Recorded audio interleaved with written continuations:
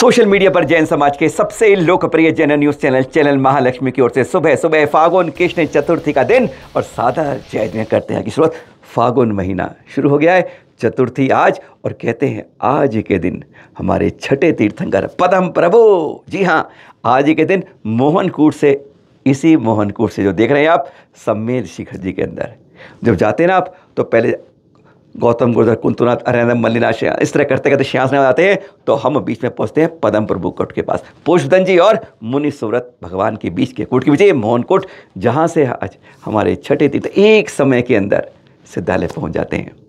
और फिर 2 दिन बाद आएंगे सप्तमी, जब हमारे सुपाशनाथ भगवान जी तब करेंगे बात उनके सिद्धालय पहुंचने की बात। पर आज हम कर रहे हैं कुछ खास बात आपसे। क्या आचार्य ऋषि की वाणी, मुख का उद्बोधन की वाणी, क्या किसी की जीवा पर आकर रुक गई है? आपको विश्वास नहीं होगा, पर 25 फरवरी को विनयांजलि के कार्यक्रम को सुनने के बाद, उद्बोधन सुनने के बाद, एक नहीं, चैनल माइज उद्बोधन को 1 2 3 4 5 6 7 बार पिछले 48 घंटों में सुना, बड़ी बारीकी से। जैसे लग रहा था कि उस जीवा के ऊपर जैसे आपके सरस्वती बैठ जाती है, ऐसे लगा जैसे विद्याश्री हमारे गुरुवर जो हैं आचार्य श्री विद्यासागर जी महामुनि राज की वह वाणी उस पर बैठी हुई थी, क्योंकि वह शब्द इतने नपे तुले थे जो अपने देश की एकता के लिए, समाज की एकता के लिए, संगठन की एकता के लिए और संघ की एकता के लिए एक एक शब्द जैसे इस माला के अंदर पिरोकर बोला गया था। सबसे पहले सुनाते हैं आपको ये नियापक श्रमण समता सागर जी ने, जिन्होंने एक साथ कहा कि पूरे संघ ने एक मत से जो है या नहीं है यहाँ पर, उन सब की सहमति से पट्टाचार्य के लिए ज्येष्ठ श्रेष्ठ नियापक श्रमण श्री समय सागर जी को पट्टाचार्य के लिए घोषित कर दिया है।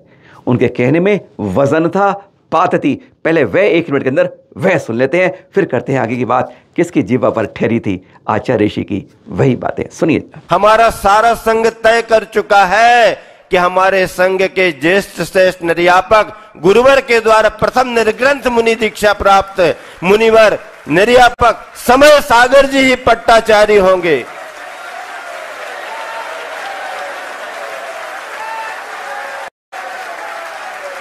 इसमें कहीं कोई संदेह नहीं है, कहीं कोई दूसरी चर्चा नहीं है, कहीं कोई पर्चा नहीं है, कोई संदेह नहीं है। हमारे संघ के हर पिच्छीधारियों की अनुमोदना है, हमारे संघ के सभी कनिष्ठ और वरिष्ठ मुनि महाराजियों की अनुमोदना है।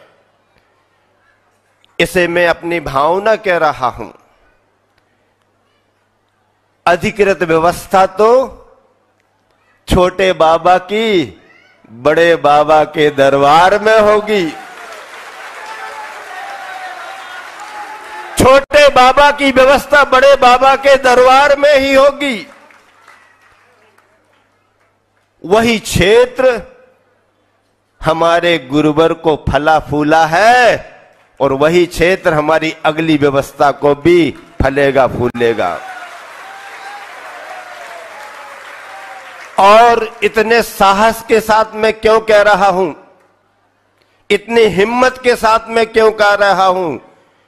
कोई लाग लपेट नहीं, कोई स्वार्थ नहीं, कोई डर की बात नहीं है, क्योंकि संघ का संयम, संघ का संगठन और संघ का अनुशासन जो गुरुवर के सामने था, वो यावत चंद्र दिवाकर आसमान में जब तक सूरज चांद रहेंगे तब तक रहेगा।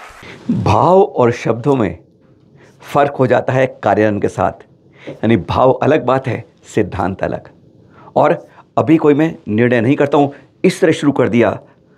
भावी आचार्य कहे जाने वाले समय सागर जी महामुनिराज ने अपना उद्बोधन बहुत 90 तुले में कि आप कह क्या रहे हैं सुन रहा हूं, पर अभी चिंतन है, अभी निर्णय है। उन्होंने बहुत कुछ स्पष्ट कर दिया अपने संघ की एकता के लिए। जिस तरह नपातुला बोला, जैसे लग रहा था आज से 12-13 साल पाल जब हमारे गुरुवर आचार्य जी बोलते थे, लगता था वैसे ही जीवा से वह शब्द निकल रहे हैं। सुनिए जरा उनकी 90 तुली खास बात। भाव अलग है और सिद्धांत सब कुछ है, सुनिए। आपकी मन प्रवृत्ति और श्रमणों की मन प्रवृत्ति में जमीन आसमान का अंतर है। और इन सभी उद्गारों को मैंने सुनता रहा, गौर से मनन भी किया है, लेकिन मैं अभी आपके सामने कुछ बोलना नहीं चाहता, क्योंकि बोलना आसान है और उस बोली के अनुरूप क्रियान्वयन करना बहुत कठिन होता है।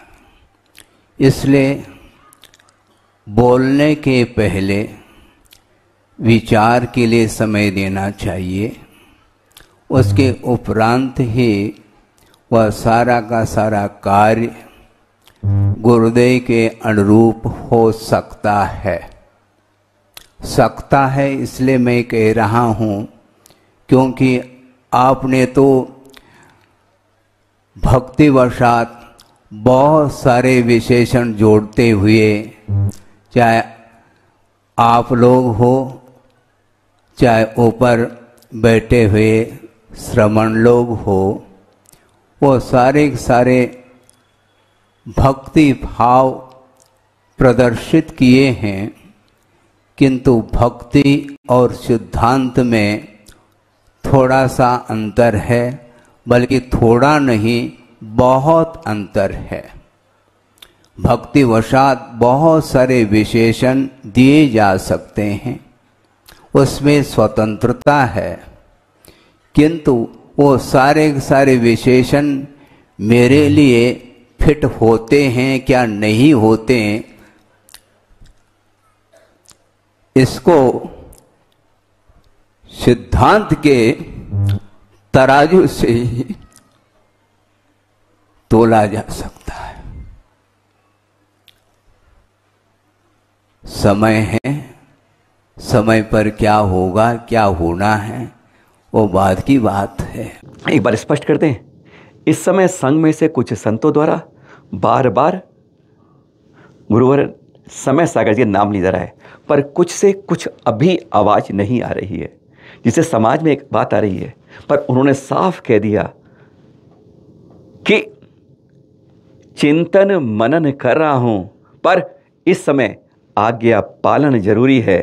किस तरीके से आज ये इसके बगैर सब कुछ अधूरी है। सुने जरा समय सागर जी से सटीक खरी बात उन्होंने बहुत चिंतन मनन से कहते रहे। उन्होंने हर बार कहा कि आज संघ की एकता के लिए क्या आवश्यकता है, चिंतन मनन कैसे करिए। सुनिए जरा। शब्द भावों तक पहुंचने के लिए मात्र एक माध्यम है। शब्दों में हमें उलझना नहीं, बल्कि पूरा संसार ही शब्द से प्रभावित है, किंतु भावों से प्रभावित नहीं। भावों तक पहुंचना खेल नहीं है, क्योंकि भावों तक वही व्यक्ति पहुंच सकता है जो अपने जीवन में उन शब्दों को आत्मसात करते हुए, आज्ञा का पालन करते हुए, चाहे वह प्रत्यक्ष हो चाहे परोक्ष हो, तो उस व्यक्ति का जीवन ही विकसित हो सकता है और आत्मा की उन्नति भी हो सकती है और आत्म शांति भी प्राप्त हो सकती है। हाँ, आह्वान हुआ है ना कि सबको कुंडलपुर पहुंचना है, बड़े बाबा के दरबार में छोटे बाबा के इकरार के लिए। पर यहां पर ना भावी आचार्य श्री ने एक बात बहुत पते की कह दी। भाई अगर लौकिक शिक्षा की बात करते हो तो मैं तो 10वीं पास ही हूँ, कन्नड़ से मातृभाषा, मराठी में पास हूँ। और उन्होंने ये भी तक कह दिया, यानी देखिए अल्प श्रुतु श्रुतवान अपरिहास धामा, मैं कितना अल्प ज्ञानी हूँ। उन्होंने कहा भाई इस संघ में ज्येष्ठ श्रेष्ठ बहुत पढ़े लिखे हैं, अरे मैं तो पासिंग मार्क से पास हुआ हूँ, कई यहाँ पर राष्ट्रपति पुरस्कार जीत चुके होंगे। यह भी कहा साथ में, पर किंतु लेकिन चुनांचो लौकिक शिक्षा सब कुछ नहीं होती है। शिवभूति का उदाहरण दे दिया, जिन्हें न मंच न मुकाल मंत्र नहीं आता, पंचपरी पर भक्ति श्रद्धा अतुलनीय थी। कहते मोक्ष के मार्ग के लिए वही काम की होती है। अपने को छोटा करते हुए किस तरीके से उन्होंने आचार्य श्री की बात को बड़ा रखा, सुनिए जरा। एजुकेशन की अपेक्षा से मैं आपके सामने विषय रख रहा हूँ, क्योंकि लौकिक एजुकेशन कितना है मेरा, केवल 10वीं पास। नंबर कितने लिए होंगे, पासिंग मार्क उतने मिले अपन को। और ठीक है, बहुत सारे छात्र इससे भी अधिक अंक पा करके राष्ट्रपति पुरस्कृत भी हुए होंगे, किंतु उतना ज्ञान का विकास मेरे अंदर नहीं हुआ लौकिक क्षेत्र की अपेक्षा से। किंतु आप आगम को खोल करके उसको पढ़ने का प्रयास करेंगे। ऐसे भी जीव इस संसार में हुए हैं जिनके पास द्रव्य श्रुत नगण्य हैं। ऐसे कौन से महाराज होंगे महाराज, एक आध कोई एग्जाम्पल? हाँ, शिवभूति मुनि है, जिसका उल्लेख शायद कुंद स्वामी ने अष्टपौड में किया, जिनके लिए नमोकार मंत्र का भी ज्ञान नहीं है, किंतु पंच परमेष्टि के प्रति आस्था के जो भाव हैं वह कूट कूट करके भरे हुए हैं उनके अंदर। इसलिए एक सामान्य कोई भी प्रसंग देखने को मिलता है, वह भी उनके लिए सूत्र का काम कर जाता है। उनकी बातों में हर के अंदर कुछ ना कुछ संकेत था। आज कई जगह सूत्र बनाए जाते हैं, कोई हाथ निकाल लेता है, कोई महाराज दे दो मंत्र, तो एक सूत्र बना के दे देते हैं। गुरुवर ने साफ कह दिया, मैं सूत्र नहीं बनाता हूँ, आज एक बनाऊंगा, कल दूसरा गया नया ला दो। आज शब्दों की आवश्यकता नहीं है, आज उन पे बोध जरूरी है और बोध के साथ शोध जरूरी है। क्या बात कही, सुनिए जरा।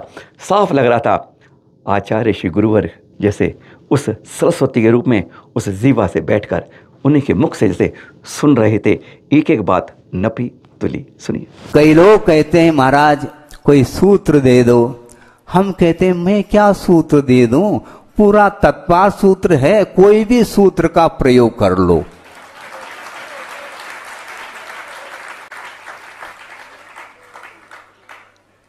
क्योंकि आज एक सूत्र दे दिया, कल दूसरा व्यक्ति आया, महाराज हमारे लिए एक सूत्र दे दो, ये बहुत पुराना हो गया सूत्र, नया सूत्र दे दो। भैया जो सूत्रकार होते हैं वो दे सकते हैं, मैं सूत्रकार तो हूं नहीं, किंतु जिन्होंने लिखा है आगम को और आत्मसात करते हुए आगम की रचना की है, उसका आलम्बन लेकर के किसी भी सूत्र को हम आत्मसात करते हैं तो उसका भाव अपने आप में वह भावपूर्ण धर्म है। शब्दों का निषेध नहीं, किंतु शब्द सो बोध नहीं, इस प्रकार गुरुदेव का कहना है। शब्द सो बोध नहीं और बोध सो शोध नहीं। उन्होंने स्पष्ट कह दिया कि आज कई लोग सोच रहे हैं, मतलब कई के मन में सवाल उल्टे सीधे आते हैं कि जी गृहस्थ भाई हैं, अपने भाई को दे दिया पद। उन्हें एक उदाहरण दिया, अनुभव दिया कि जब मैं उनके पास गया था ना, तो मैं पीछे जाके जब बैठता था, आचार्य श्री प्रवचन करते हुए एक बार नहीं देखते थे। जब तक इस ड्रेस को नहीं बदला, आगे नहीं आया, तब तक मंगलाचरण का अवसर नहीं मिला। इस अनुभव ने स्पष्ट कर दिया कि कहाँ कहाँ की सोच किस तरह का जवाब था, क्या मैं पका हूँ और किस तरह मैं पक रहा हूँ। उन्होंने साफ कह दिया, अरे मैं तो अंगूठा छाप हूँ और इतना छापूँ कि मुझे मालूम कि अंगूठा किस जगह छापना है। यह होता है छोटे का बड़प्पन और सबको शिरोधार्य रखना। सुनिए जरा भावी आचार्य श्री। आप आचार्य महाराज की निरहिता यहां पर देखने को मिलती है। आचार्य महाराज के दर्शन के लिए आए, सन 75 की बात है। आचार्य श्री के दर्शन करके, बहुत छोटा था उम्र की अपेक्षा से, और सभा में मैं भी एक कोने में बैठा था और सभा के लिए संबोधन दे रहे हैं, वो व्यक्ति विशेष के लिए नहीं। जब तक बिना ड्रेस चेंज किए उनके प्रतिदिन दर्शन के लिए जाता था और प्रवचन अधिक सुनने के लिए बैठ जाता था, किंतु कभी भी उनकी दृष्टि मेरी ओर नहीं हुई। दर्शन करने के लिए गया, सामान्य है, सामान्य है। जैसे अभी सभा बैठी है और आप सुन रहे हैं, किसी व्यक्ति विशेष को फोकस करके कोई चर्चा थोड़ी की जा रही है, सामान्य रूप से देशना प्रवचन दिया जा रहा है, उसी प्रकार वो दे रहे हैं। एक दिन भी उन्होंने मेरे साथ कोई वार्ता नहीं की, किंतु जिस समय यह अवसर आया आजीवन व्रत ब्रह्मचर्य व्रत लेने का और उस समय ड्रेस परिवर्तित हो गया, तो जो सीनियर ब्रह्मचर्य लोग थे उनके लाइन में बैठ गया, तो उस दिन से मंगलाचरण प्रारंभ हुआ। हाँ। क्यों ऐसा? ऐसा ही है, जब तक फॉर्म नहीं भरेंगे तब तक एंट्री नहीं है स्कूल में, ये ध्यान रखो। उसी प्रकार की स्थिति थी और मंगलाचरण प्रारंभ करके, और अभी भी ध्यान है मुझे महावीर जी में कि पंचायत इकाई को लेकर के उसका मंगलाचरण उन्होंने कराया है। पंचायत इकाई का स्वाध्याय कराने की दृष्टि से नहीं, किंतु मंगलाचरण के अपेक्षा से उसको रखा और उच्चारण कराया। लगभग मुझे अभी तक स्मरण में 8-10 बार उच्चारण किया होगा। ठीक से उच्चारण करो, तो हमें ये मालूम ही नहीं है कि ठीक क्या और सही क्या। जैसा मुख से उच्चारित होता गया उनको मालूम हो गया, अब ये धीरे धीरे इनको आएगा। अर्थ ये है कि उस समय एजुकेशन 10वीं पास था और वो भी मातृभाषा कन्नड़ है और एजुकेशन मराठी मीडियम से हुआ था, वो सब जानते थे। इसके उपरांत भी उन्होंने संघ में प्रवेश दिया है, इसमें कोई तथ्य होगा। वो ये है कि लौकिक शिक्षण अलग वस्तु है, किंतु भीतर के जो भाव है उसको वो पढ़ा करते थे। उस समय मेरी हालत ये थी कि अंगूठा छाप, इतना ही नहीं, वह अंगूठा कहां पर छापना ये तक दिमाग में नहीं। इसके उपरांत भी उन्होंने शरण दे दिया। गुरुओं ने एक बात बहुत पते की करी कि अपनी अपनी बातों को अभी आप तोलिए मोलिए, ऐसे नहीं। शब्दों से आगे आगम को रखिए, भावों से आगे आगम को रखिए, और यही नहीं, अनुभव से आगे सिद्धांत को रखिए।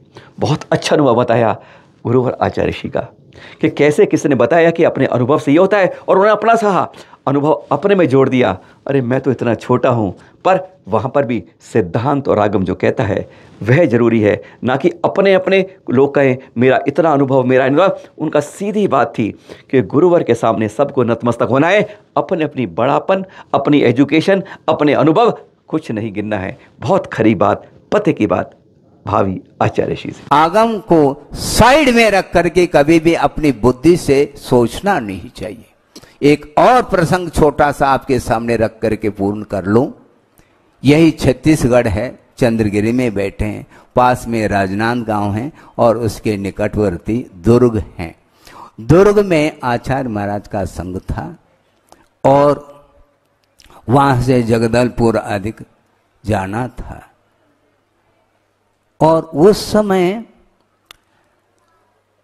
आचार्य महाराज के संघ के कुछ ब्रह्मचारी लोग श्रवण बेलवला आदि तीर्थ क्षेत्रों की वंदना हेतु निकल गए थे और समय पर लौट आए थे दुर्ग में।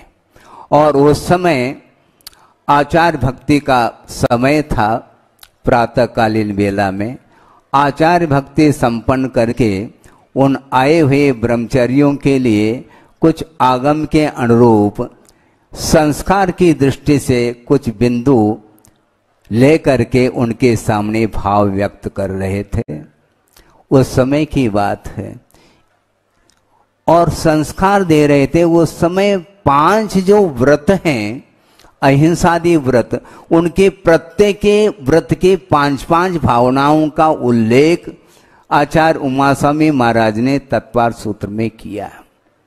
उन भावनाओं को प्रसंग बना करके बिंदु दे रहे थे। इस बीच में ही एक ब्रह्मचारी जी ने आचार्य महाराज से कहा कि महाराज हमें अमुक महाराज से बहुत अच्छा अनुभव मिला है। सुन रहे हैं आप?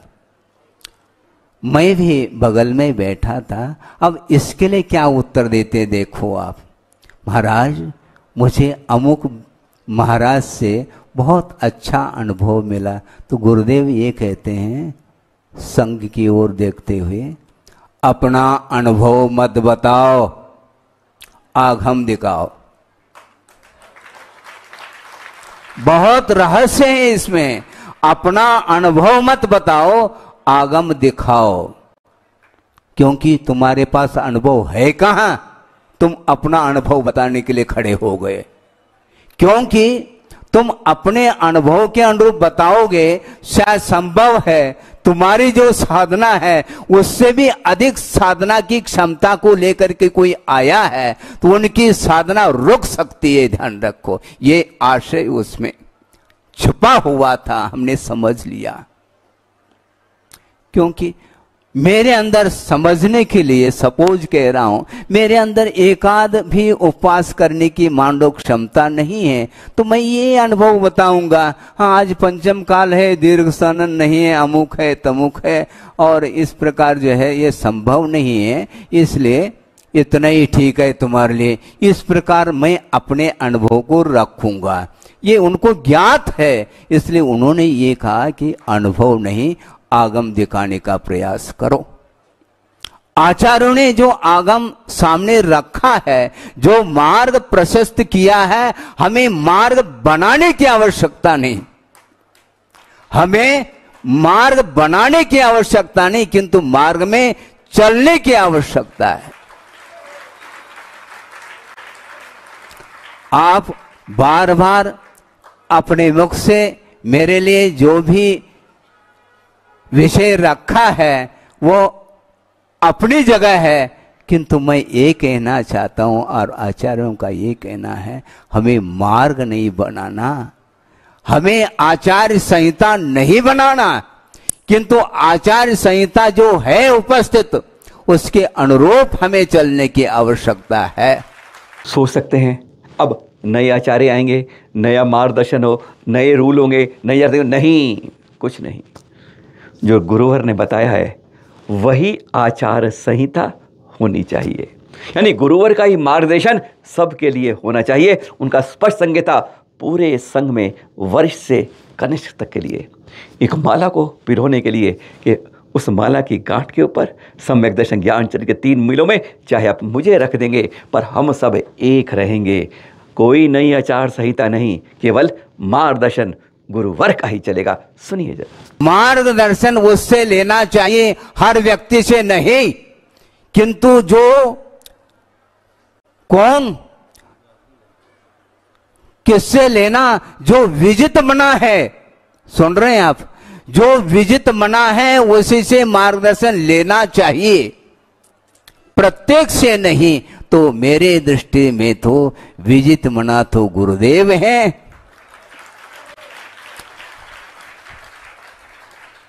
और उनसे, उनके माध्यम से जो संघ के लिए मार्गदर्शन मिला है, जो प्रकाश मिला है, वह प्रकाश हमारे लिए पर्याप्त है। इसलिए मुझे मार्गदर्शन अब नहीं देना, किंतु सारे गुरुदेव के मार्गदर्शन के अनुरूप पूरा चतुर्वेद संघ चल रहा है। इसलिए मुझे अब कोई चिंता नहीं है।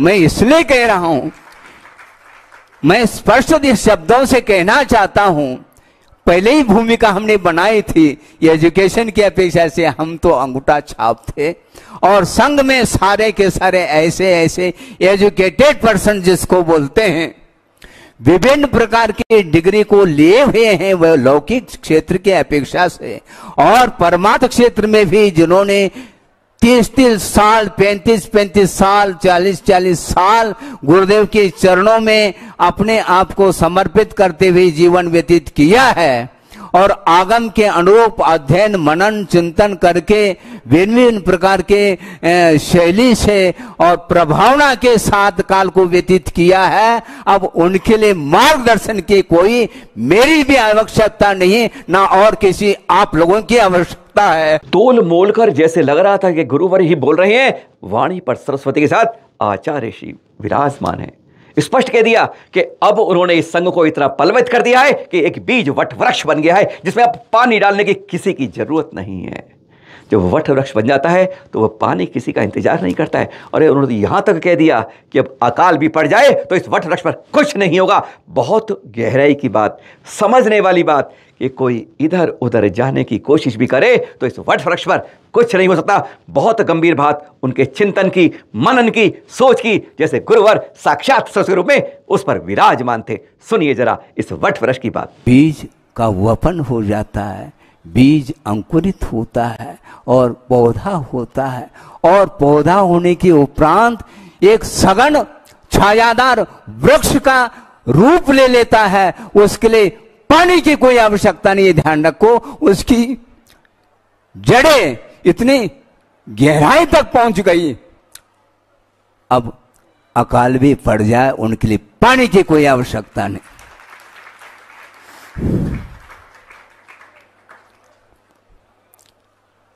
संक्षेप में इतना ही कहना चाहता हूं। संघ यहां पर विराजमान है, उसमें निर्यापक श्रमण भी हैं और भी प्रौढ़ श्रमण भी हैं, आदि आदि हैं, और भी बाहर हैं। उन सब के लिए हमारा यही कहना है, आप समाज की भावना और संघ की भावना जो होगी वह अपनी जगह है, किंतु हमने अपने तरफ से मुख से अभी तक नहीं बोला है। भविष्य के लिए मैं कुछ कह नहीं सकता। 33 मिनट के अपने संबोधन में भावी आचार्य श्री समय सागर जी महामुनिराज ने स्पष्ट कर दिया कि मुझे बनाने के लिए मेरी कोई नहीं बात करिए। जो गुरुवर ने कहा है वही सबको मान्य होना चाहिए। उन्हीं के रास्ते में, उनकी आज्ञा में हम सबको चलना है। चाहे एजुकेशन देखो, चाहे अपने शब्दों को देखो, चाहे अपने सूत्र रचनाकार को देखो, चाहे अपने भावों को देखो, सब गुरुवर के चरणों में आके शून्य हो जाते हैं। इसलिए अपने बड़प्पनों को, अपनी बात को छोड़िए और एक साथ सबको नाता जोड़िए। देखना भी है कि कुंडलपुर कौन कौन कितनी जल्दी पहुंच रहा है और कौन कौन अपने मुख से, यह कहते हैं मुखारविंद से गुणवनाद करता है। सादर जय जय।